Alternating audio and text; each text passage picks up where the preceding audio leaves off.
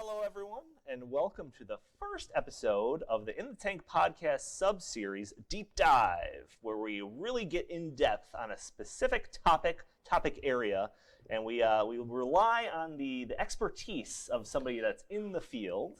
And if you are familiar with the In the Tank podcast, you know that kind of education is sort of my blind spot when it comes to policies that we cover here at the Heartland Institute. In fact, when we do a topic on an education item, I usually go to Lennie Jarratt for advice, or for him to elaborate or kind of orientate me on the subject at hand. So with me on the first episode of Deep Dive, I have Lennie Jarratt, who is the education policy expert here at the Heartland Institute. How are you, good sir? Oh, I'm doing good. Thanks for having me on the first episode. Yeah, absolutely. And again, this is kind of like the first episode of this, so I just wanted to mention that I want this to be less of just a formal interview and more of a conversation. So as much as I will kind of lead the conversation or anything like that, feel free to take it in any direction that you want. All right. Again, I'm going to be trying to channel my Joe Rogan here for a little bit. So I can turn into the teacher and stuff if I want to. Yeah, absolutely. Yeah, no doubt. In fact, I could be way off base. Like I said, education is kind of my blind spot. So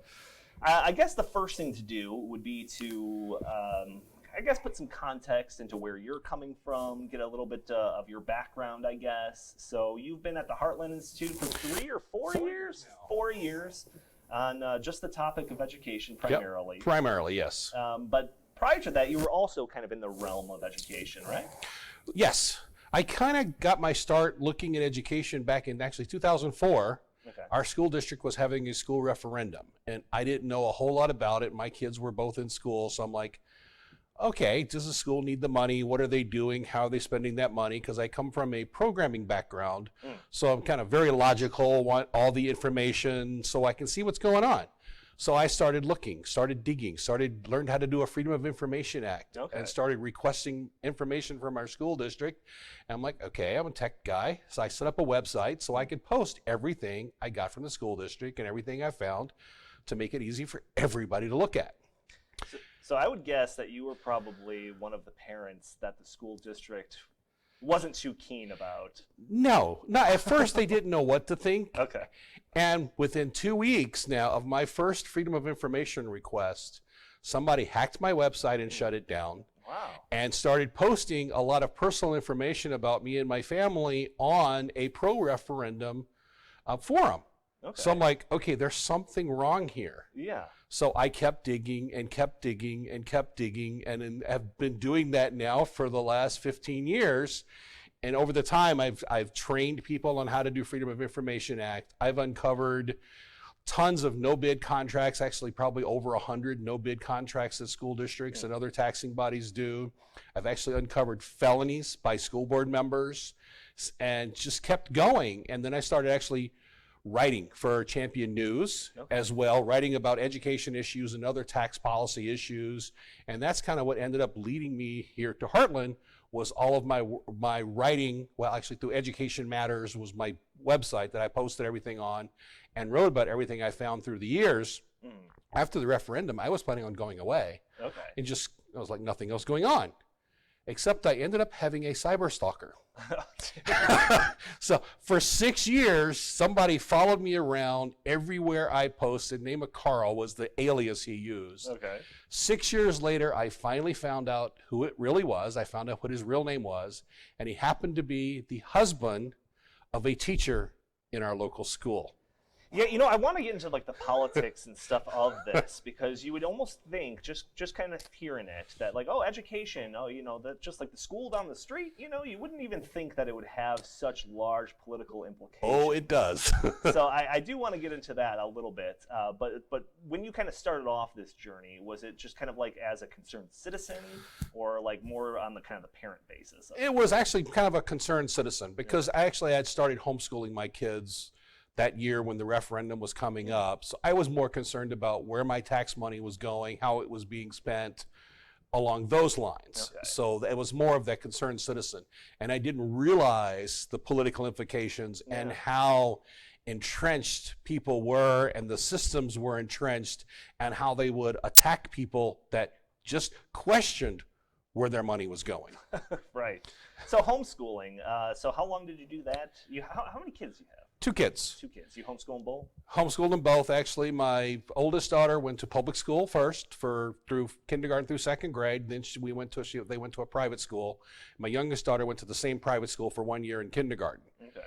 After that, we started homeschooling and homeschooled both of them the rest of the way, all the way through high school. So my youngest daughter was really actually very exceptional, especially in reading. We had her tested. In kindergarten now, she was reading at a 6th grade level. Mm-hmm. The teacher actually had her reading to the other kids so she could go do other work during class time.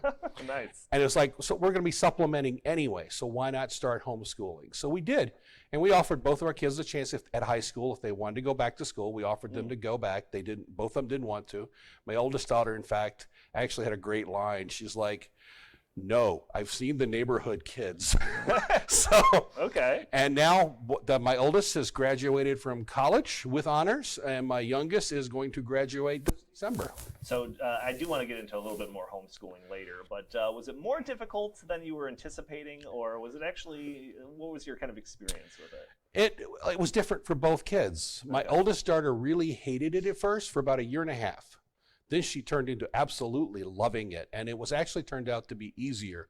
That first year, kind of getting into it, what you have to do, what you don't have to do, kind of getting into a rhythm was the hardest.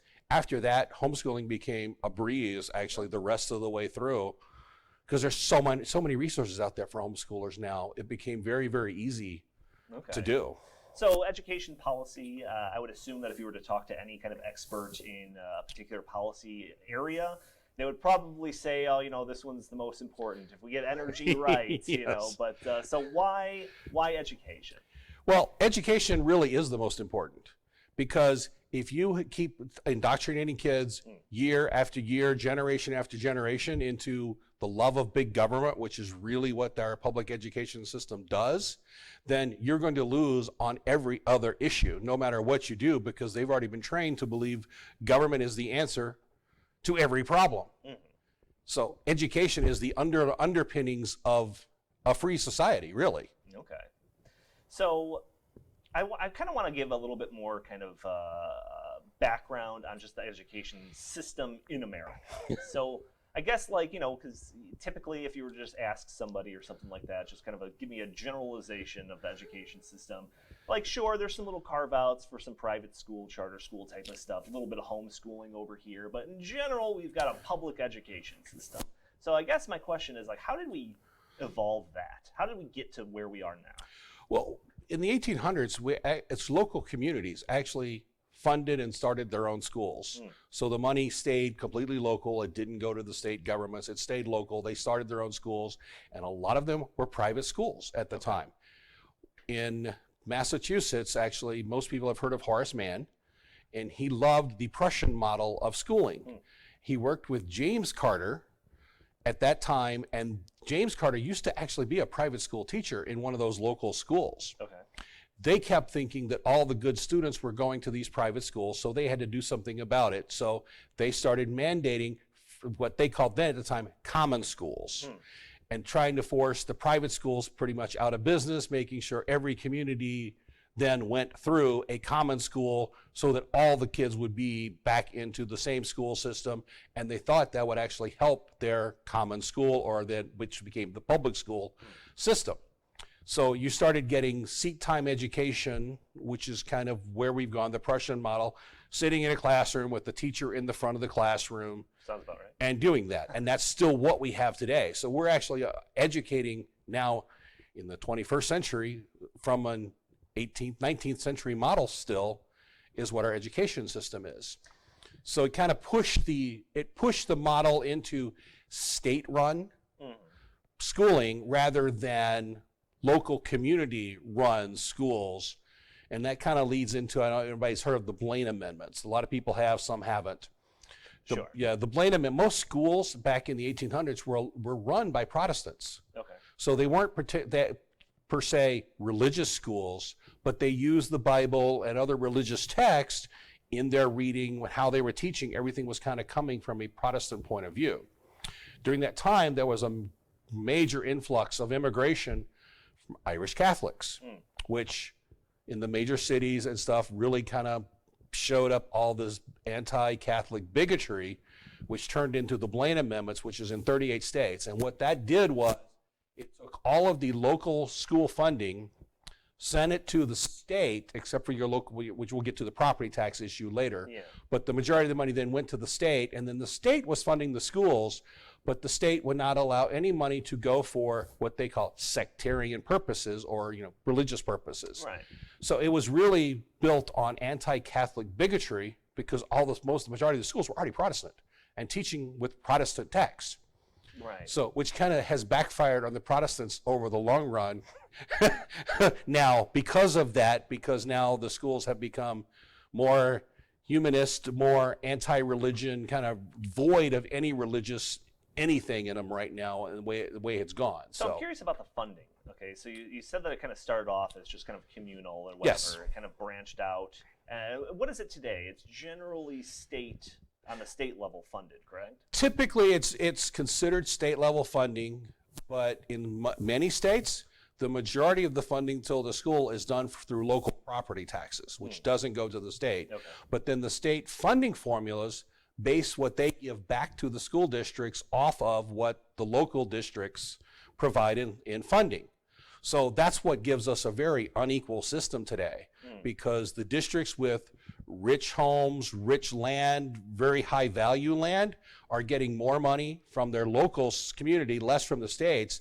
The urban areas that don't have as much land value, the property tax base is getting more of their money from the state. So there's very unequal funding right now between the school districts, which ends up hurting the low-income students actually the most. Well, I'm curious to hear you say that, because when I was looking up kind of what the counterpoints are to like the people that are advocating for education choice, that was a topic that would come up. But I actually want to kind of put that on hold for one other minute and kind of go back to kind of what you were talking about, is like how the system of education, when you said the Prussian version Prussian model, yes. So one of the criticisms that I've heard was that that we've developed an education system that just like creates good workers. Is that just kind of like one of those conspiracy theory type whatever, or is there some kind of legitimacy to it? That's the way the public school system works, or if somebody wants to call it government school system monopoly works,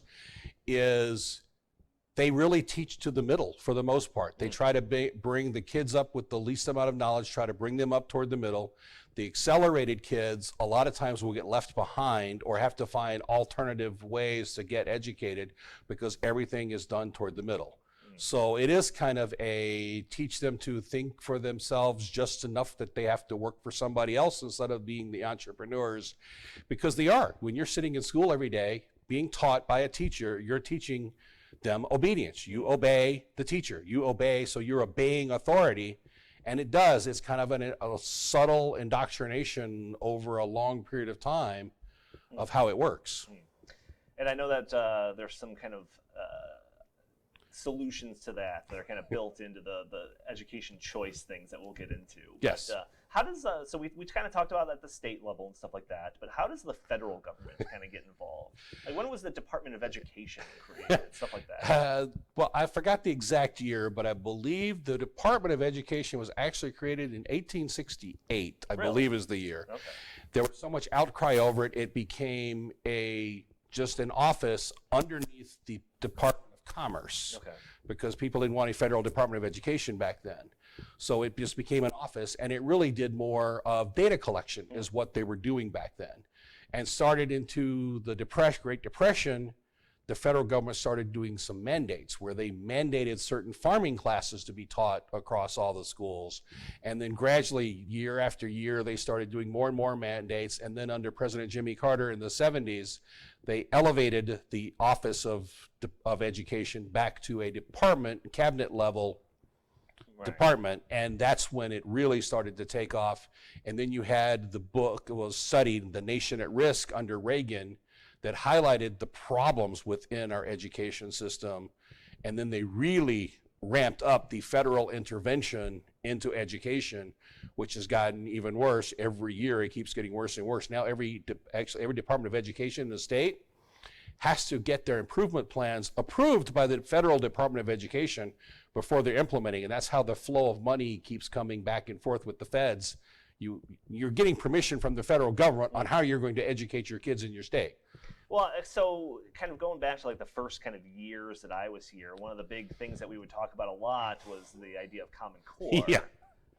So is that like a relic of the past? Is that still in play? That was a thing of the federal government, right? Yeah, basically it was a bunch of education reform people thought, oh, we should need a common set of standards, which has actually gone back all the way back into the Reagan years. After the Nation at Risk, people started talking about it. We needed common standards, so kids that move across state line, they all get educated the same way.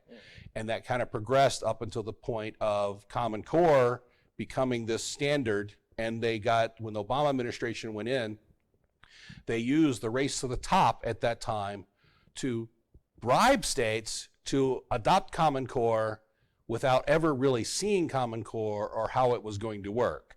So that came into effect, and if kind of the English language part of it really kind of got implemented in 2010, and it was a couple more years before all the math got fully implemented across most of the states. There were still 4 states, I believe, that never accepted all of Common Core.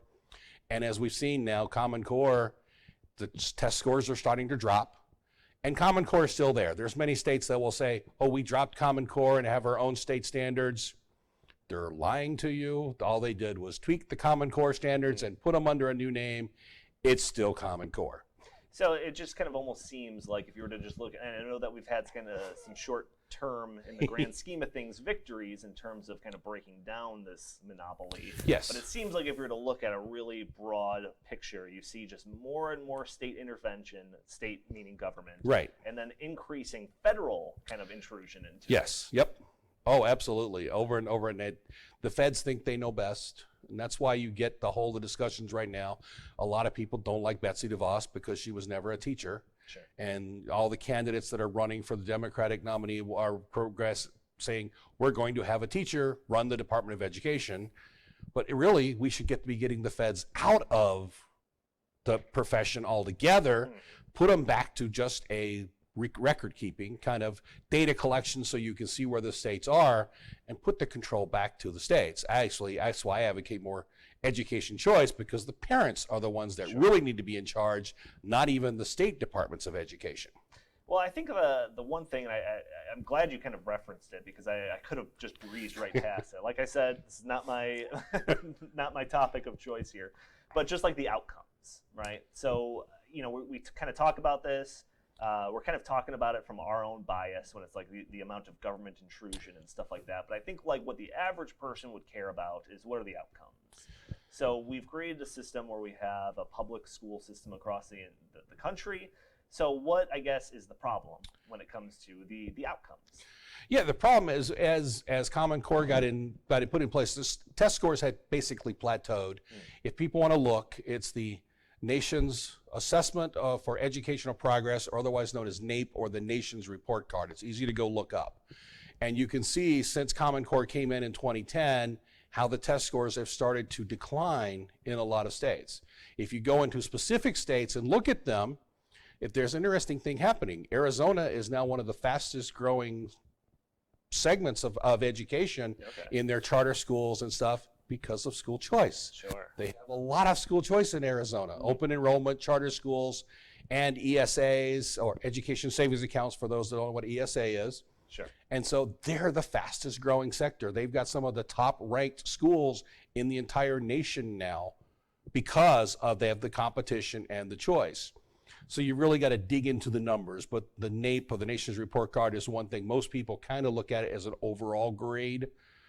And we're dropping. The test scores are lowering. Internationally, we've been kind of going down on our test scores as well as compared to other nations. Other nations have surpassed us. We haven't dropped as much by score there in the international test scores, but the other nations have been able to surpass us. We're ranked now in like the 30s of all the OECD nations right now. It's ridiculous where we're heading. So our system is not improving. It's staying basically very stagnant, or even lower in some cases, except in the states with major school choice. So I know that you're trying to push us towards that, Yes. And we will get to that, I promise. But I think that the critics of your point of view would say that we could have increasing test scores or just outcomes and stuff like that, academic outcomes, if we just had the proper amount of funding. Yeah. So I mean, is there any ground for them to stand on that regard, or what's your response? No. Every study that's looked at the money inputs, some states have negligible increases. Some states, it makes absolutely no difference. You've got states now, on average, I think we spend about just under $10,000 per student across the country. But if you go look at the states, Rhode Island spends over $16,000 a student. Wyoming spends over $17,000 per student. Washington, D.C. spends over $30,000 a student. Go look at their test scores. They're some of the worst ones around. So the money does not equate to better educational outcomes or test scores in these matters. Right. So then how about kind of going back to the one thing that you'd mentioned about like how the schools are funded, right? So, I was born and raised in the suburbs right here in Chicago, not very far from where we're recording right now. And the school was, fine. It's easy for me to say that because I don't have anything to compare it to. I don't know. But then when you kind of hear about like the failing schools in some of the major cities and stuff like that, and this was because of the way that they're funded, right? Through there's unequal funding. So the suburbs typically are better funded than the urban schools, which kind of bends to the argument about we just need more funding. Yeah. But we keep dumping more and more money into the urban schools anyway, and it doesn't matter.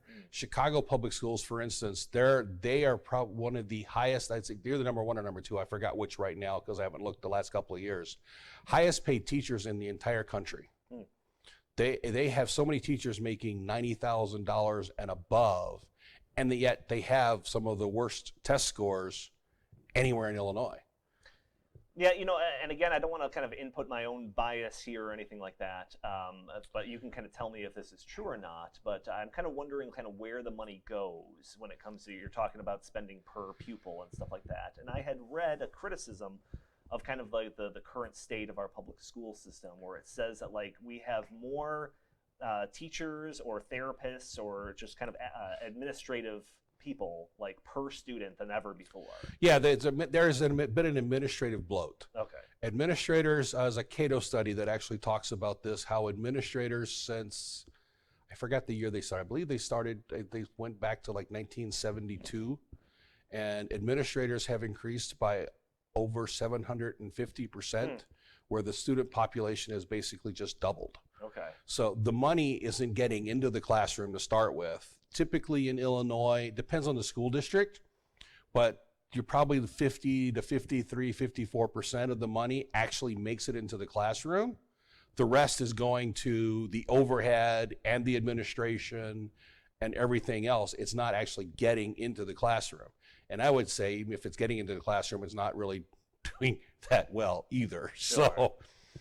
So I think one of the things that I was thinking you were going to say it right then and there, but we should just dive headlong into it, and that is the topic of teachers' unions. Yeah. So similar to the topic in general, I kind of want to set up kind of what the origins are. So it's just kind of this a naturally occurring thing, just kind of workers getting together and kind of flexing their union power, or how did we get to the situation we're at now? Well, I think after the private union started, and then some of the private schools and some of the, really some of the rural public schools, they really did have some bad conditions to start with, and how rules they dictated on teachers.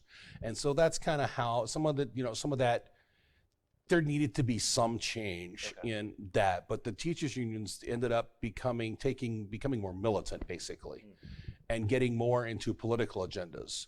In fact, the NEA, I looked at their handbook from, I believe it was 2014. I haven't looked at the most recent.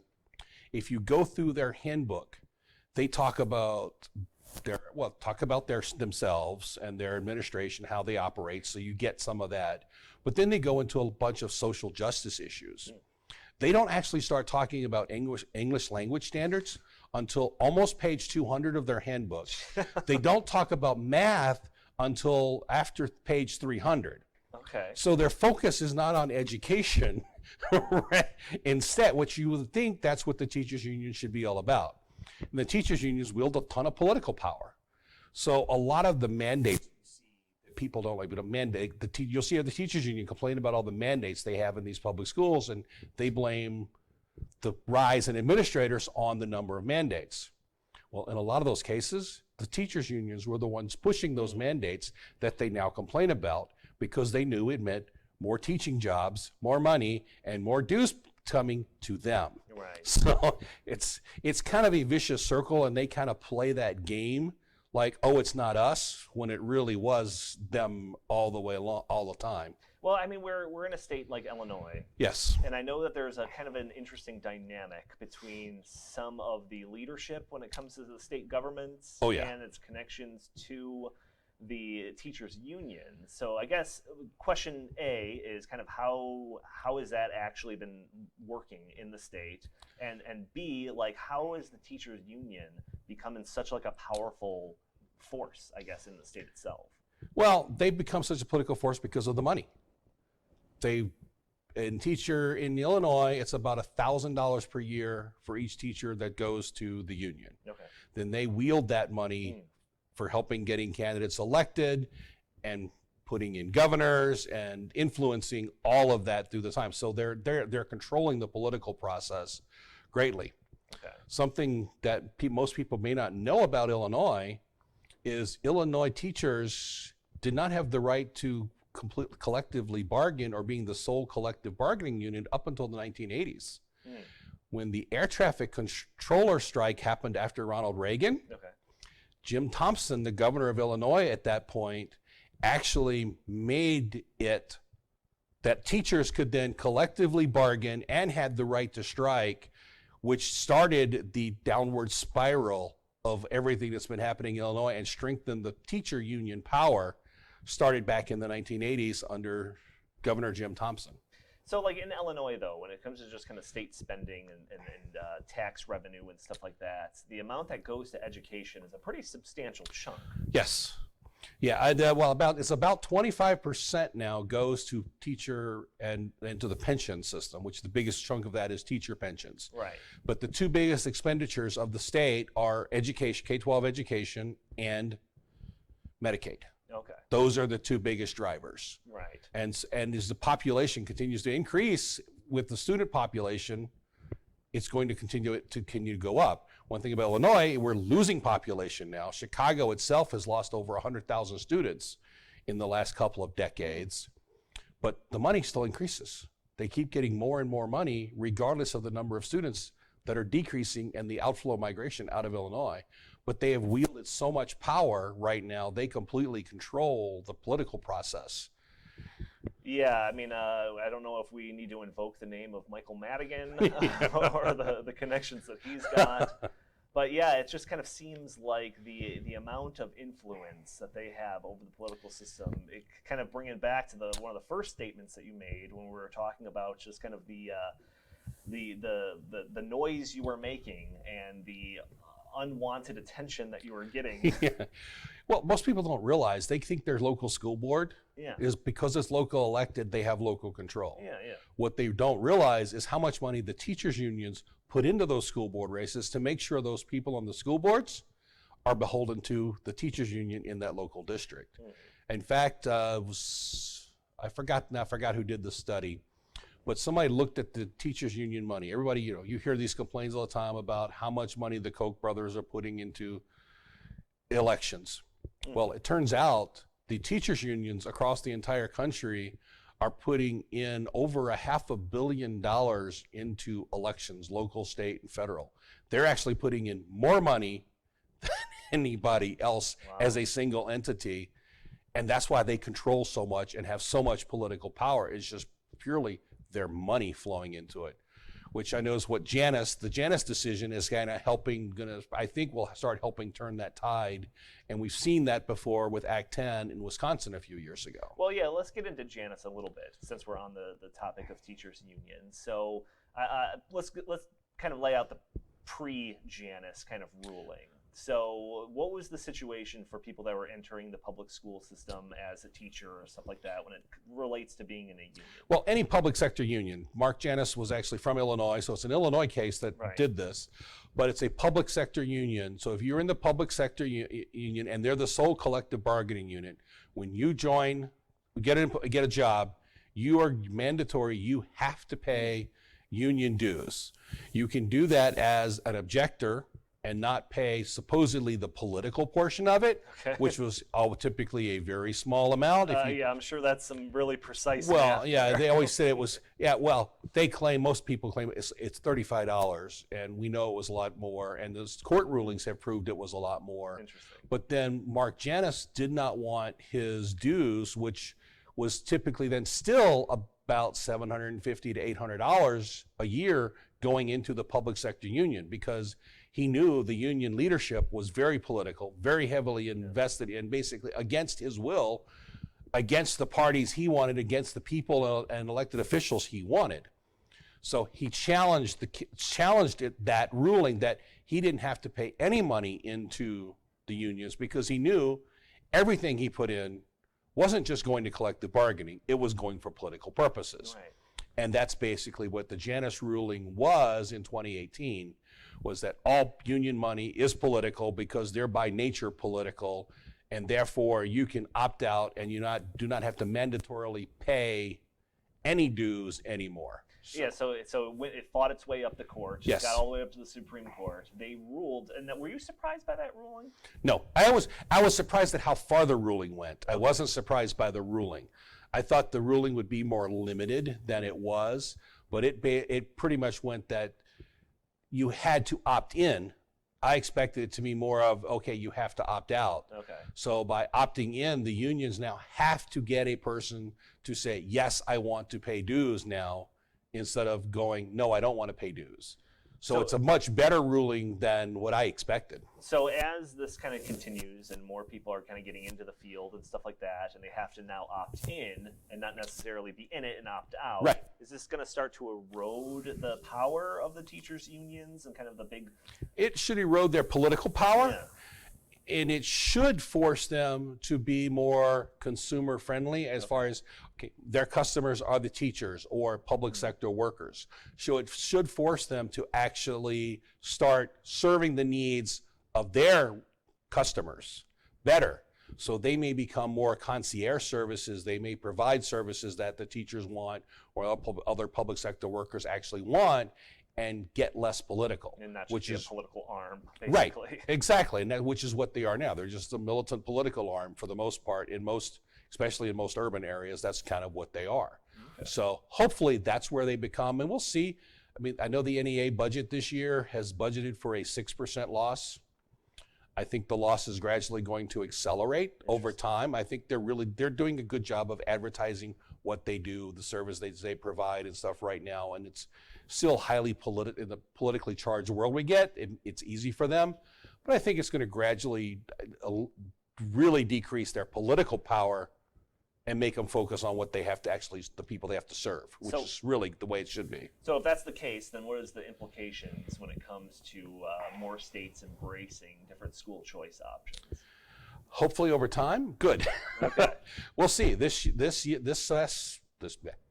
session of states, we had 6 increases in school choice across the different states. Actually, West Virginia, for the first time, opened up charter schools, which they hadn't done before. So they're like the 43rd state now that has charter schools.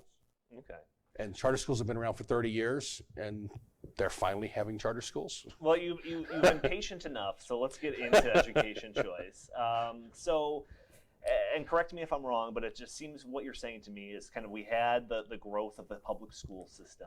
It became just kind of like the standard across the country.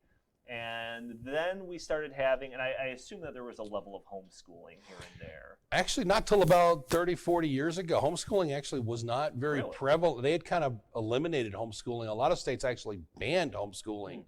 And that kind of movement started back in the 70s and 80s to kind of really opened it up. Illinois is actually one of the best homeschooling states. Other states are hard. Iowa's now changed their homeschooling laws. They're much more friendly now, and there's other states that are very friendly. There's some that are still very hostile to homeschoolers. But that real homeschooling per se now is really grown tremendously. But it started in the 70s and 80s. Okay. Parents were getting arrested in the 70s and 80s for homeschooling. I figured homeschooling had its roots back in like the 1700s. Well, they did. A lot of people were homeschooled back then. I mean, but not anymore. I mean, Thomas Edison was homeschooled. So there's a lot of people that were homeschooled, but it wasn't common, and states started banning it for a long. It was a period where they were banning it altogether. So kind of like what were more of the origins of kind of school choice or education choice? Like what were the first kind of chips in the the monolith? Well, it's kind of ironic. A professor from California that was actually very on the progressive side was one of the first plans that got implemented under Lyndon Johnson and Richard Nixon, actually, to start some education choice programs in California. I would never have guessed that. And it got killed in about 3 years in because the teachers' unions actually helped kill it. But it actually has very progressive roots. I mean, you can go back further than that.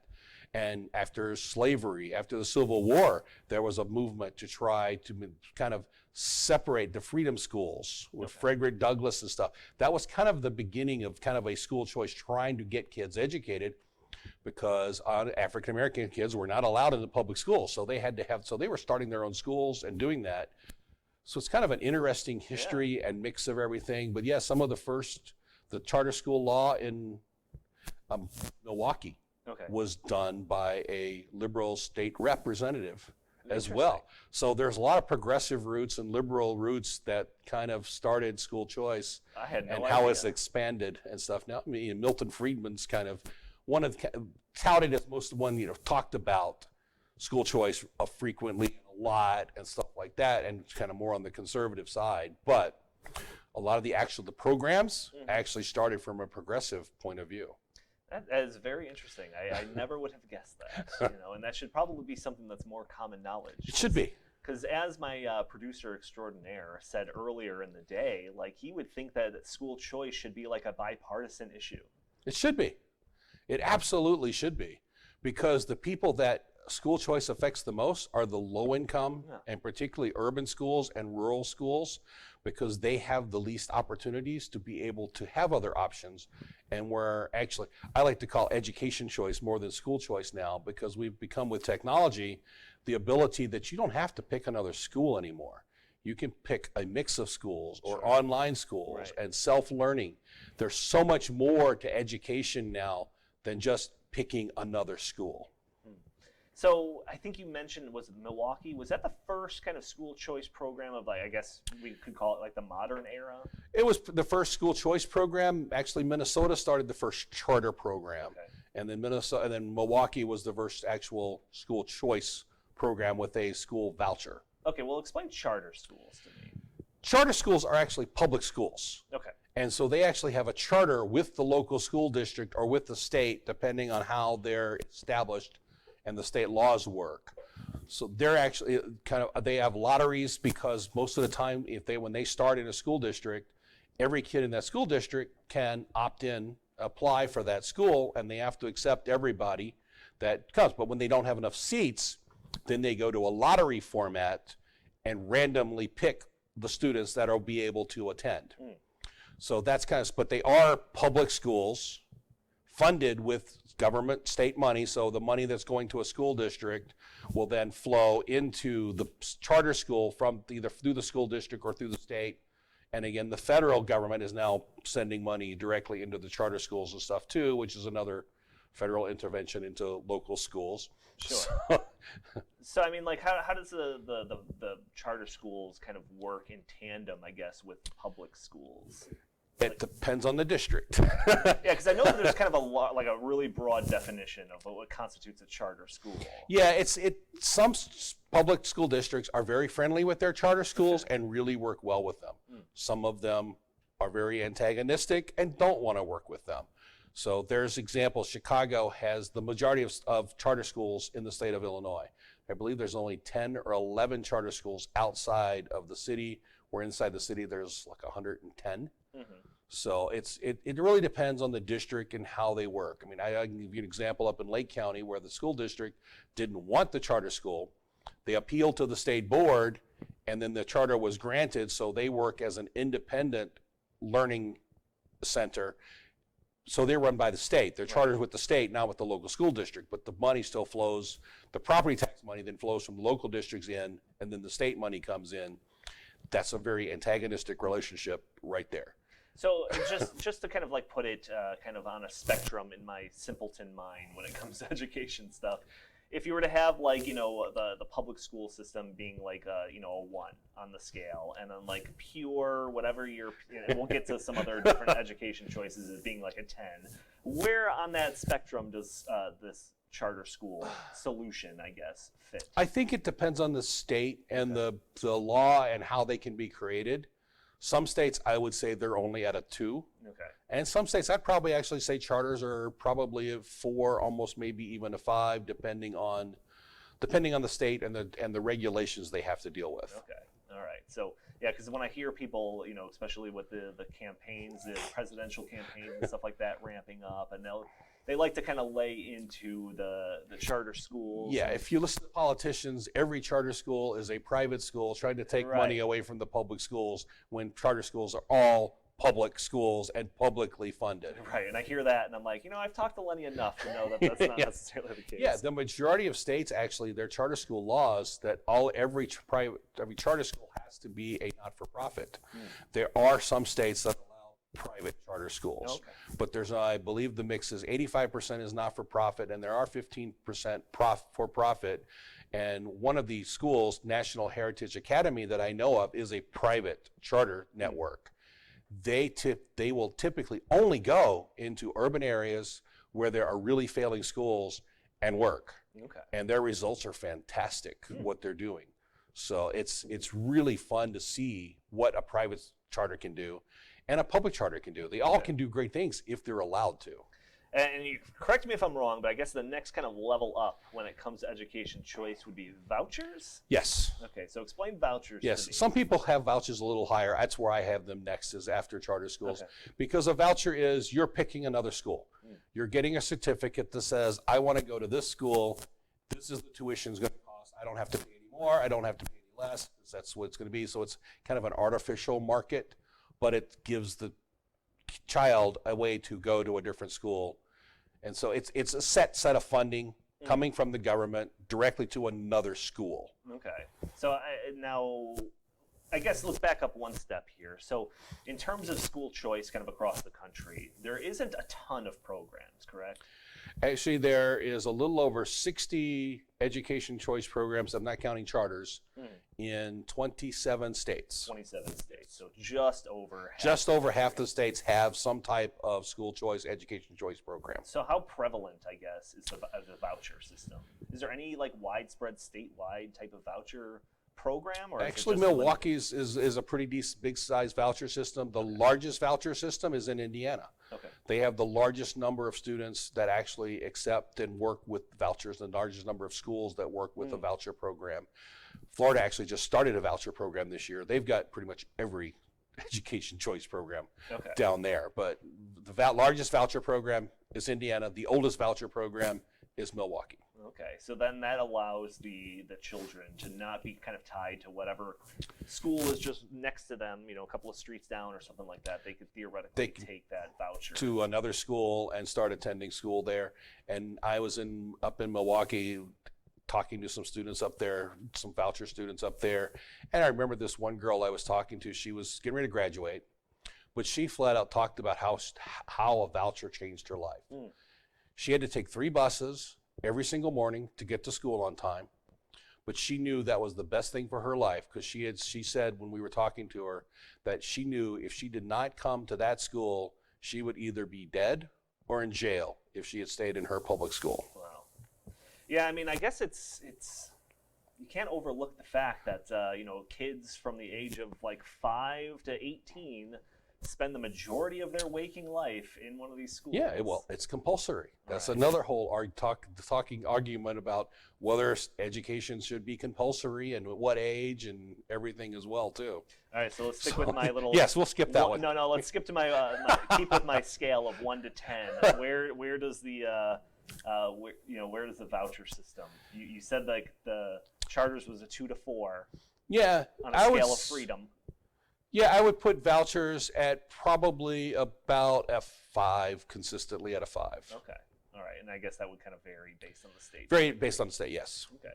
So then the next level up, let's get to ESAs. Because to me, and again, kind of coming out as just like a layman when it comes to these things, ESAs, or education savings accounts, right, that seems to be kind of an upper tier. So explain, I guess, what an ESA is. Well, there's a difference here when you get tax credit scholarships and ESAs kind of all work together. Okay. So a tax credit scholarship, or TCS, they're kind of so intertwined. You have to kind of look at these kind of together. A tax credit scholarships are a little bit more limited than an ESA, but the ultimate is kind of, so you get a tax credit scholarship, I would say, is really, really pretty free. I would put them at like a 7. ESAs right at an 8. Okay. But there is a new concept that people are talking about, is a tax credit scholarship funding an ESA, which would be the complete ultimate in freedom on how it works. So, so an ESA, though, like basically, an ESA gives you the most individual freedom for a student. Yes. Right. So the funds follow the student, similar, I guess, to what a voucher, but well, it just opens up the options of what you could spend that money. Yes, on. You don't have to spend it on another school. You can spend it on. You can go to your public school and pay for a class. You can go to a charter school and pay for a class. You can do an online school for a class. So it's basically class choice. So you can pick the classes at whatever option you want. You can do online schooling. You can save the money for future use. Okay. You can even do medical therapies with it. You can use it for not only tuition, you can now use it for books. You can use it for transportation in some states, private tutors. So you have a wide range of flexibility that you could never have with a voucher or completely with a tax credit scholarship, because a tax credit scholarship is going to tend to put you picking a school, a specific school too. Right. So there was a state, what state was it that passed like a full-on ESA? Well, Nevada passed a full-on ESA, but they didn't fund it properly, so it got ruled unconstitutional. Okay. So it never got implemented. Arizona is the closest to having a universal ESA. They passed it last year, but then they went to referendum, and misinformation and bad wording on it kind of killed that. So they're back at, they have their ESA, it's working great. They just need to expand it some more because it doesn't cover every child that they need it to cover yet, and they want to make it more universal, which is the ultimate, is universal education savings account would be the ideal way to go anyway. So again, I'm catching myself, luckily, because I think we're kind of looking at this whole problem through the kind of the bias of thinking the government is being an intruder to all of this stuff, when we should actually be looking at what the outcomes are. So I would assume that with these different education choice options come with better outcomes? Yes. So far, the outcomes in almost every case, there are been a few negative results, but I believe the studies, at least it's a minimum of 71% of all school choice programs show an increase in educational outcomes. Okay. I believe that's the last number. I mean, that's if you look at every single study out there. So is there one that, I guess, if you're looking at the freedom scale or something like that, or maybe just based on the outcomes, I'm not sure, is there one that I guess you are more inclined to support, or maybe encourage states to look into? Well, Arizona has the best, most expansive education savings program out there. They should be the model for education savings accounts right now. If you're looking for tax credit scholarships, that actually would be Florida. Florida has the best tax credit scholarship programs. In fact, they topped 100,000 students this past year using tax credit scholarships. Okay. So there's different models for how you're doing it, and then you have the states that put Wisconsin's example with Milwaukee. They're very restricted on their voucher program, which has hindered it from growing as fast as it could. One of the negative studies that has come out was Louisiana did the same thing. Their program that they put in place actually did not open up enough schools because they put too many regulations on the schools that wanted to participate. So they didn't get the best schools participating and taking kids. So that's been kind of one of the negatives. Is you got to look at the regulations as well as the availability for students. Okay. So we're starting to run out of time here. So let's get into. Oh, we could go for hours. I know. Self-imposed limit here. So I guess let's end with a little bit of bright spots. So obviously we went over Janice and stuff like that. You had mentioned that there were school choice options. There were 60 plus Yes, programs 60 plus, yes. across 27 states. Yep. But if you were to look at that on a chart, it seems like it's an increasing pace. Is that correct? Or is that slowed down? What's kind of the latest on that? It actually had been increasing, and it seems like it's kind of slowing down a little bit right now there because of the political battle. It has become so high-pitched now. Pretty much nothing's going to pass during an election year. It's going to be very, very difficult. So that makes it really hard. So this year, 6 new programs this year, or expansions, were really good. That was a very, very good year. Okay. But it's tending to slow down because of the political battles right now. Interesting. So in your ideal world, let's say that you get to control the education policy across the United States. Kind of how would you tailor it? Very simple. Universal education choice. Every kid that when you're getting money goes into a savings account for that child. The parent then directs that child to whatever school or whatever education opportunity they want. So pretty much we go from, instead of talking about public schools, we're talking about publicly funded education. So the public is going to fund the education of that child, but the money is going to follow that child to whatever education opportunity they want, and we will stop funding school districts, but funding the children. So fund children, not districts. Okay. That's the simple way of saying it. Obviously kind of putting control back into the parents' hands. Yes, ultimately the parents would have complete control over the money, how it's directed, how it's done, and you'd have protection for fraud. I know that always comes up too. There'd be, how do you deal with the fraud case? And Arizona's worked that out and figured that out already. So they've got the model for how that works. So then under this system, we have kind of the competition again in this. Yes, you would. And everybody talks about you would reduce democracy by not having local control. Oh, sure. But parental control is the ultimate in a democratic system. Yeah, and voting with your dollars. Yes, exactly. Does. Every parent votes exactly the way they want for their child. So under your system, you've got control by the parents. I guess more access to more options. Yes. And eventually better outcomes. Yes. If we were to embrace all of these things. Yep. Yes. I mean, and then some parents, if I give you Washington, D.C., for example, the parents there are so worried about their kids' safety. They actually choose schools sometimes not because it's better outcomes. The outcomes may be exactly the same, but they choose a different school because they know their child is going to come home to them at night. Yeah, I mean, I guess that would be bad for us not to have this conversation and not bring up child safety accounts. Right. So yeah, feel free to give us your spiel on that. Child safety counts is an idea that the Heartland Institute came up with back in 2018. Right after the Stoneman Douglas shooting, we were thinking about that and we started looking at some of the bullying numbers in schools and some of the violence in schools. And we come to find out that 80% of schools, or 79 point something, it's almost 80% of schools, have some type of violent episode or bullying happening in their school every single year. 160,000 kids actually skip school every single day to make sure they're not a victim of violence or bullying. So we created this idea for child safety accounts, which is an education savings account for students that are victims of bullying or violence, that they can actually escape those unsafe schools and unsafe situations to go to another school. I heard a story about a girl in Colorado had to sit in the same class with her rapist for 2 years before he was finally convicted and sent to prison, and she had no choice but to be in the same classroom with him.